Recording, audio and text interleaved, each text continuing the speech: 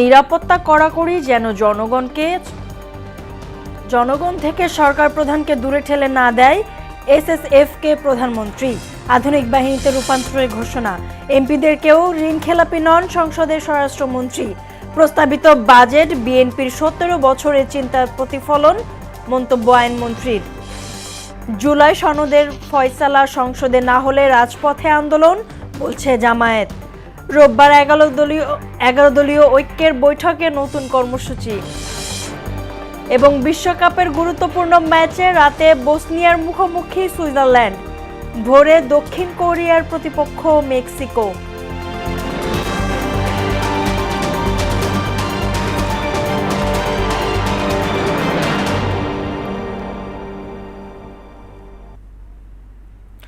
আসসালামু আলাইকুম, স্বাগতম মোহনা সংবাদে। এতক্ষণ শুনছিলেন শিরোনাম, পুরো সংবাদের সঙ্গে আছি নাদিয়া নাহিদ।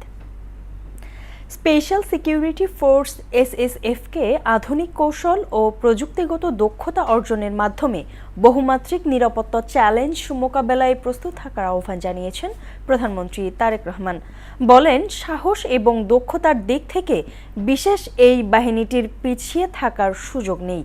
সকালে এসএসএফ-এর ৪০তম প্রতিষ্ঠাবার্ষিকীর আয়োজনে এসব কথা বলেন প্রধানমন্ত্রী। নিরাপত্তার কারণে সরকার প্রধান যেন জনগণ থেকে দূরে চলে না যান, সে বিষয়টিও খেয়াল রাখার তাগিদ দেন তিনি। তানজিদ মিয়ার প্রতিবেদন।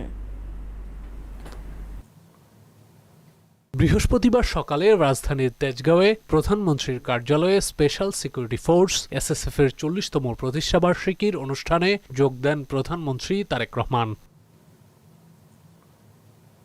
বক্তব্যে তিনি বলেন, আর্থসামাজিক ও রাজনৈতিক পরিস্থিতি, ভূ রাজনৈতিক বাস্তবতা এবং তথ্য প্রযুক্তির অবাধ বিকাশের ফলে বহুমাত্রিক চ্যালেঞ্জ মোকাবিলায় বিশেষ বাহিনীটিকে সর্বদা প্রস্তুত থাকতে হবে। আধুনিক ও যুগ উপযোগী প্রশিক্ষণের মাধ্যমে নিজেদেরকে সার্বক্ষণিক প্রস্তুত রাখা অত্যন্ত জরুরি। একটি বিশেষায়িত বাহিনী হিসেবে সাহস, দক্ষতা, কৌশল এবং সর্বাধুনিক প্রযুক্তিতে এসএসএফ-এর পিছিয়ে থাকার কোনো সুযোগ নেই। এসএসএফ-এর নবনির্মিত অত্যাধুনিক ফায়ারিং রেঞ্জের উদ্বোধনী মহড়ার কথা উল্লেখ করে কৌশল প্রণয়ন এবং দক্ষতা বাড়াতে ফায়ারিং রেঞ্জের সর্বোত্তম ব্যবহার নিশ্চিতের আহ্বান জানান তিনি। এসএসএফ-এর মতো বিশেষায়িত বাহিনীর জন্য আধুনিক নিরাপত্তা কৌশল এবং প্রযুক্তিগত দক্ষতা অর্জনের পাশাপাশি প্রতিটি সদস্যের সাহস, সততা, বিশ্বস্ততা, সর্বোচ্চ পেশাদারিত্ব, নিয়মানুবর্তিতা এবং সর্বোপরি চেইন অফ কমান্ড, এই বিষয়গুলো কঠোরভাবে মেনে চলা অপরিহার্য। আধুনিক বিশ্বের সঙ্গে তাল মিলিয়ে এসএসএফকে আরও কর্মদক্ষ করে গড়ে তোলার লক্ষ্যে সরকার প্রয়োজনীয় সব ধরনের পদক্ষেপ অব্যাহত রাখবে ইনশাআল্লাহ। প্রধানমন্ত্রী বলেন, জাতীয় নির্বাচনের পর রাষ্ট্রীয় নিয়ম অনুযায়ী সরকার প্রধান হিসেবে এসএসএফ তার নিরাপত্তার দায়িত্ব পালন করছে। তবে নিরাপত্তার গ্যারাটোপে সরকার প্রধান যেন জনগণের থেকে দূরে সরে না যান, সে বিষয়টি খেয়াল রাখতে হবে। সুতরাং নিরাপত্তার ঘেরাটোপে যাতে সরকার প্রধানকে জনগণ থেকে দূরে ঠেলে না দেওয়া হয়, এই সফিস্টিকেটেড বাহিনীর হিসাবে সেদিকেও বিশেষভাবে লক্ষ্য রাখার জন্য আমি আপনাদের প্রতি বিশেষভাবে আহ্বান জানাই। জনগণের দুর্ভোগ লাঘব করে সড়কে যানবাহনের চলাচল স্বাভাবিক রাখতে আমি আমার গাড়িবহরের আকার সীমিত করেছি। ফলে বিদ্যমান পরিস্থিতিতে সদস্য সংখ্যা বাড়ানোর পরিবর্তে এসএসএফকে হয়তো দক্ষতা এবং নিরাপত্তা কৌশলের উপরে বেশি জোর দিতে হচ্ছে। গুরুত্বপূর্ণ ব্যক্তিদের নিরাপত্তায় সর্বোচ্চ গুরুত্ব দেওয়ার আহ্বান জানিয়ে দায়িত্ব পালনের সময় সাধারণ মানুষ যেন দুর্ভোগের শিকার না হন, সেক্ষেত্রে সতর্ক থাকার তাগিদও দেন প্রধানমন্ত্রী তারেক রহমান। অবশ্যই আপনারা গুরুত্বপূর্ণ ব্যক্তিদের নিরাপত্তাকে সর্বোচ্চ প্রাধান্য দেবেন, তবে দায়িত্ব পালন করতে গিয়ে জনগণ যাতে কোনো রকম রূঢ় ব্যবহারের শিকার না হন, সেদিকেও আপনাদেরকে বিশেষভাবে নজর রাখার জন্য আমি আহ্বান করব। তানজিদ ভুইয়া, মোহনা সংবাদ, ঢাকা। সংসদে সবাই ঋণগ্রস্ত হতে পারেন, তবে আইন অনুযায়ী কেউই ঋণ খেলাপি নন বলে জানিয়েছেন স্বরাষ্ট্রমন্ত্রী সালাউদ্দিন আহমেদ। আর এবারের জাতীয় বাজেটে বিএনপির ১৭ বছরের চিন্তা ও পরিকল্পনার প্রতিফলন ঘটেছে বলে মন্তব্য করেছেন আইনমন্ত্রী আসাদুজ্জামান। বৃহস্পতিবার বিকেলে জাতীয় সংসদের বাজেট অধিবেশনের সাধারণ আলোচনায় অংশ নিয়ে এসব কথা বলেন তারা। নাজমুল ইসলামের প্রতিবেদন। বৃহস্পতিবার ত্রয়োদশ জাতীয় সংসদের দ্বিতীয় অধিবেশনের প্রথম বাজেট অধিবেশনের দশম দিনে 2026-27 অর্থবছরের প্রস্তাবিত বাজেট নিয়ে সাধারণ আলোচনায় অংশ নেন সরকারি ও বিরোধী দলের সংসদ সদস্যরা। এটা হাউসে না বলে এটার জন্য কমিটি আছে, ওখানে বললেই হতো। এ সময় বিরোধী দলের চিফ হুইপ নাহিদ ইসলাম সরকারি দলের সংসদ সদস্যদের উদ্দেশ্যে ঋণ খেলাপির বিষয় নিয়ে সংসদে প্রশ্ন তোলেন। সংসদে যদি আমরা ঋণ খেলাপি বলতে না পারি এই সংসদে, তাহলে মাননীয় স্পিকার আমরা আর কোথায় বলবো? প্রশ্নের জবাবে স্বরাষ্ট্রমন্ত্রী সালাউদ্দিন আহমেদ জানান, সংসদে যারা রয়েছে তাদের কেউই ঋণ খেলাপি নন। জাতীয় সংসদে ঋণ খেলাপি শব্দ ব্যবহারের বিষয়ে আপত্তির কথা তুলে তিনি জানান, আইন ও বিধিমালা অনুযায়ী যাচাই বাছাই করেই প্রার্থীদের মনোনয়ন ও সংসদ সদস্য হিসেবে প্রতিনিধিত্ব নিশ্চিত করা হয়েছে। এখানে যারা আছেন কেউ ঋণ খেলাফি না। নির্বাচনী আইন, রিপ্রেজেন্টেশন অফ পিপলস অর্ডার এবং অন্যান্য বিধিমালায় অনুসারে যারা ঋণ খেলাফি আদালত কর্তৃক সাব্যস্ত হবে, ঘোষিত হবে, তারা দে আর ডিসকোয়ালিফাইড, তারা এমপি হিসেবে নমিনেশন দিতে পারবে না, অবৈধ। নির্বাচিত হয়ে এসছে তার মানে ঋণগ্রস্ত হতে পারে, নট ঋণ খেলাফি। বাজেট আলোচনায় অংশ নিয়ে আইনমন্ত্রী আসাদুজ্জামান বলেন, এবারের বাজেট জনবান্ধব ও দরিদ্র জনগোষ্ঠীর সুরক্ষাকে অগ্রাধিকার দিয়ে প্রণয়ন করা হয়েছে। বাজেট বাস্তবায়িত হলে বাংলাদেশ উন্নয়ন ও সমৃদ্ধির পথে আরও এগিয়ে যাবে। এবারের বাজেট গরিব রক্ষা করার বাজেট ছিল, এবারের বাজেট মধ্যবিত্তের বাজেট, এবারের বাজেট প্রান্তিক জনগোষ্ঠীর বাজেট, অনেক চিন্তাশীল বাজেট। এটা আমাদের গর্বের বাজেট, আমাদের চিন্তার ফসল। পরে ত্রয়োদশ জাতীয় সংসদের বাজেট অধিবেশন আগামী 21 জুন পর্যন্ত মুলতবি ঘোষণা করেন deputy speaker barrister Kaiser Kamal. সংসদের বৈঠক আগামী 21 জুন বিকাল 3 ঘটিকা পর্যন্ত মুলতবি করা হলো। নাজমুল ইসলাম, মোহনা সংবাদ, ঢাকা। ধন্যবাদ। নির্বাচনী প্রতিশ্রুতি অনুযায়ী গণতান্ত্রিক রাষ্ট্র গঠনে সরকার সবাইকে নিয়ে কাজ করবে বলে জানিয়েছেন তথ্য ও সম্প্রচার মন্ত্রী জহিরুদ্দিন স্বপন। সকালে রাজধানীর একটি হোটেলে জাতীয় গণমাধ্যম কমিশনের রূপরেখা প্রণয়নের লক্ষ্যে আয়োজিত কর্মশালায় তিনি কথা বলেন।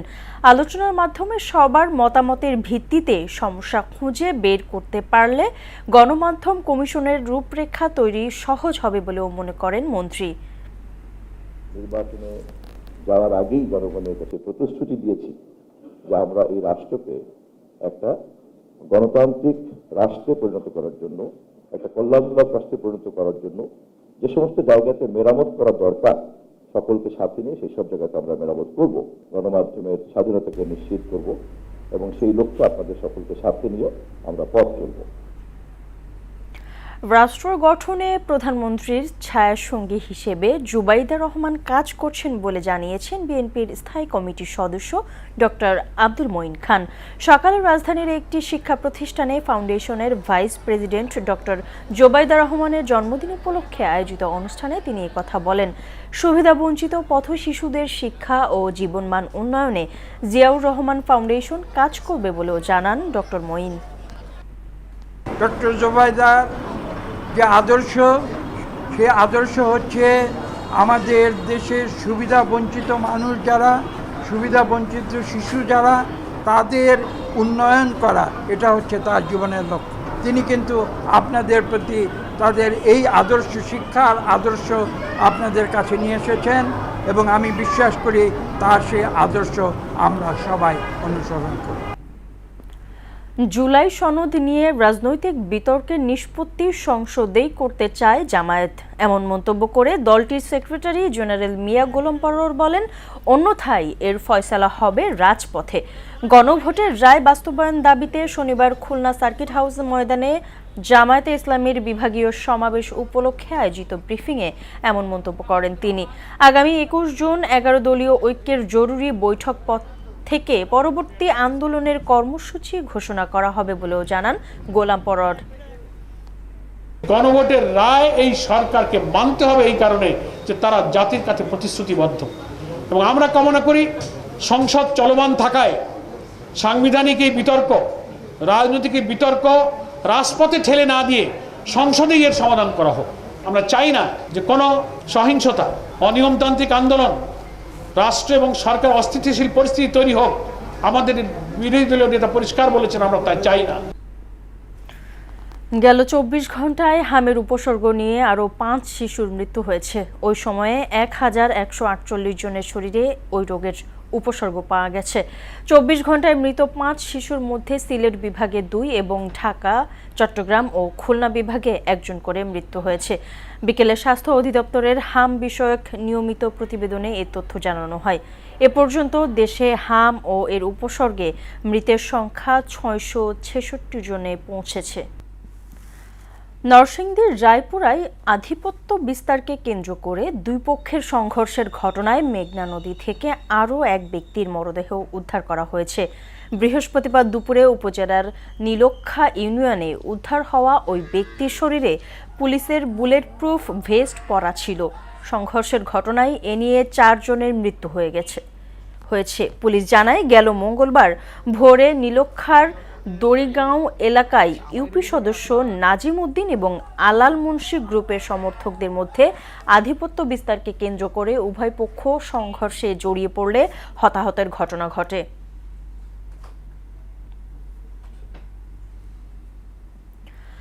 বাংলাদেশে উচ্চ প্রযুক্তি সম্পন্ন বিশ্বমানের মাদারবোর্ড বা পিসিবিএ উৎপাদন করছে গ্লোবাল টেক জায়ান্ট ওয়ালটন।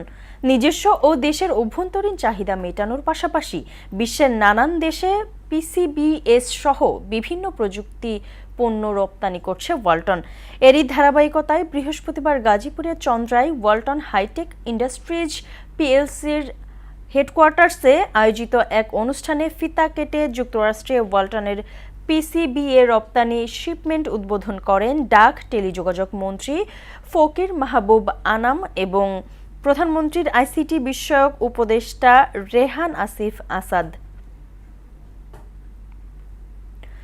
দেশজুড়ে ফুটবল বিশ্বকাপের উন্মাদনা ছড়িয়ে দিতে বিশেষ আয়োজন শুরু করেছে বাংলাদেশ শীর্ষ মোবাইল আর্থিক সেবাদাতা প্রতিষ্ঠান নগদ। মাসব্যাপী ওয়ার্ল্ড কাপ অ্যাক্টিভেশন শীর্ষক এই কর্মসূচির উদ্বোধন হয়েছে ঢাকা বিশ্ববিদ্যালয় ও ঢাকা কলেজে শিক্ষার্থীদের স্বতঃস্ফূর্ত অংশগ্রহণের মধ্য দিয়ে। উদ্বোধনী অনুষ্ঠানে উপস্থিত ছিলেন জাতীয় নারী ফুটবল দলের তারকা খেলোয়াড় সীমা সুমাইয়া।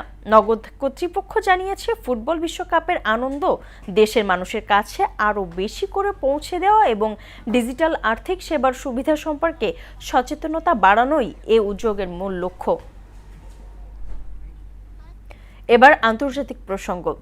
ফ্রান্সের প্যারিসে বিশ্বের শীর্ষ 7টি ধনী দেশের জোট G7 এর আয়োজিত সম্মেলনে আলোচনার কেন্দ্রবিন্দু ছিল কৃত্রিম বুদ্ধিমত্তা এআই এবং সামাজিক যোগাযোগ মাধ্যমের কারণে তৈরি হওয়া নানামুখী নিরাপত্তা ঝুঁকি।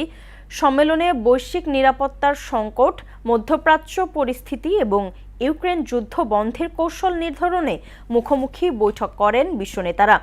সম্মেলন শুরুর ঠিক আগেই ইরান যুক্তরাষ্ট্রের ঐতিহাসিক পরমাণু চুক্তি এবারের বৈঠককে দিয়েছে ভিন্ন মাত্রা। আর জানাচ্ছেন রুমা। ফ্রান্সের পর্যটন শহর এবিয়ান লেবেতে 15 থেকে 17 জুন অনুষ্ঠিত হলো G7 এর 52তম শীর্ষ সম্মেলন। বিশ্বের প্রভাবশালী শিল্পোন্নত দেশগুলোর এই জোটে অংশ নেয় যুক্তরাষ্ট্র, যুক্তরাজ্য, কানাডা, ফ্রান্স, জার্মানি, ইতালি ও জাপান। ভারত এই জোটের আনুষ্ঠানিক সদস্য নয়, তবুও সাম্প্রতিক বছরগুলোতে G7 এর গুরুত্বপূর্ণ বৈঠকগুলোতে ভারতকে বিশেষভাবে আমন্ত্রণ জানানো হচ্ছে। 2026 সালের সম্মেলনেও ফ্রান্সে ভারতের প্রতিনিধিত্ব করেন প্রধানমন্ত্রী নরেন্দ্র মোদী। এছাড়া ফ্রান্সের G7 সম্মেলনের বিশেষ আমন্ত্রণে যোগদান ইউক্রেনের প্রেসিডেন্ট ভলোদিমির জেলেনস্কি, মার্কিন প্রেসিডেন্ট ডোনাল্ড ট্রাম্প এবং পররাষ্ট্রমন্ত্রী মার্কো রুবিওর সঙ্গে শান্তি প্রতিষ্ঠা নিয়ে আলাদা বৈঠক করেন জেলেনস্কি। ইউক্রেনের যুদ্ধক্ষেত্রে সাম্প্রতিক সাফল্যকে স্বীকৃতি দিয়ে কিয়েভের প্রতি নতুন করে সমর্থন ও রাশিয়ার বিরুদ্ধে অতিরিক্ত নিষেধাজ্ঞার প্রতিশ্রুতিও দেন বিশ্বনেতারা।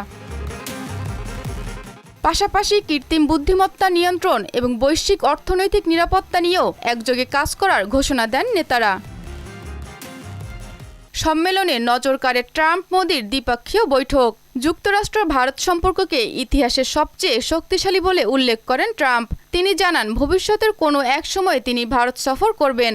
একই সঙ্গে যুক্তরাষ্ট্র ও ভারতের মধ্যে বাণিজ্য চুক্তি প্রায় চূড়ান্ত পর্যায়ে রয়েছে বলেও জানান তিনি। এই সম্মেলনে মার্কিন প্রেসিডেন্ট ডোনাল্ড ট্রাম্প বিশ্ব নেতাদের সামনে নিজেকে রসিকতার ছলে বস বলে দাবি করেন। ট্রাম্পের বস মন্তব্য হাসির রোল পড়ে পুরো সম্মেলন জুড়ে। মার্কিন প্রেসিডেন্ট মন্তব্য করেন, প্রতিবেশী দেশগুলোর কাছে যদি ব্যালিস্টিক ক্ষেপণাস্ত্র থাকে তাহলে ইরানের কাছে না থাকা কিছুটা অন্যায্য। ফরাসি প্রেসিডেন্ট ইমানুয়েল ম্যাক্রো মন্তব্য করেন, ইউক্রেন ইস্যুতে ট্রাম্পের দৃষ্টিভঙ্গিতে বাস্তব পরিবর্তন দেখা যাচ্ছে। ইউরোপের আরও কয়েকজন নেতাও একই ধরনের মূল্যায়ন করেছেন। এরপর ভারতের প্রধানমন্ত্রী নরেন্দ্র মোদীর সঙ্গে বৈঠক করেছেন ইতালির প্রধানমন্ত্রী জর্জিয়া মেলোনি। বিশ্ব অর্থনীতির ভারসাম্য ও টেকসই উন্নয়ন নিয়ে আলোচনার আগে তাদের মধ্যে এই সাক্ষাৎ হয়।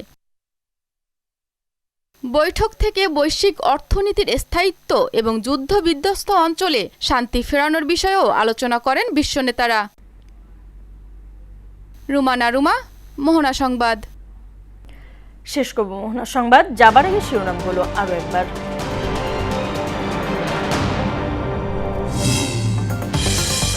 নিরাপত্তা কড়াকড়ি যেন জনগণ থেকে সরকারকে দূরে ঠেলে না দেয়, এসএসএফকে প্রধানমন্ত্রী। আধুনিক বাহিনীতে রূপান্তরের ঘোষণা। এমপিদের কেউ ঋণখেলাপি নন, সংসদের স্বরাষ্ট্রমন্ত্রী। প্রস্তাবিত বাজেট বিএনপির 17 বছরের চিন্তার প্রতিফলন, মন্তব্য আইনমন্ত্রীর। জুলাই সনদের ফয়সালা সংসদে না হলে রাজপথে আন্দোলন, বলছে জামায়াত। রোববার 11 দলীয় ঐক্যের বৈঠকে নতুন কর্মসূচি। এবং বিশ্বকাপের গুরুত্বপূর্ণ ম্যাচে রাতে বসনিয়ার মুখোমুখি সুইজারল্যান্ড, ভোরে দক্ষিণ কোরিয়ার প্রতিপক্ষ মেক্সিকো।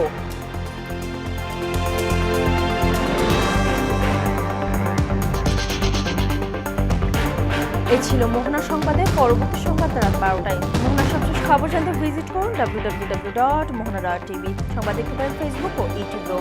এতক্ষণ সঙ্গে থাকার জন্য সবাইকে ধন্যবাদ।